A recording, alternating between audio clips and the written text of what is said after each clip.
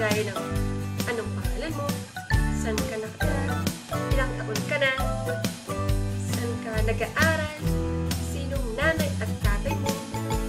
Okay? Ang mga yun ay mahalagang impormasyon tungkol sa iyong sarili. Bakit kailangan malaman natin ito?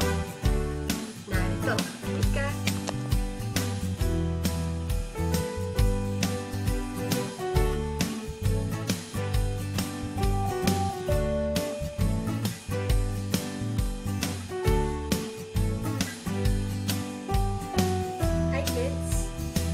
Ngayon, alam mo na mga pangunahing impormasyon tungkol sa iyong sarili?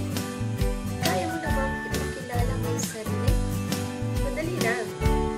Sasabihin mo lang, pangalan mo, ilang taon ka na, sino ang nanay at tatay mo, kailan ang iyong kaarawan, saan ka nakatira, at saan ka nag-aaral. Good luck!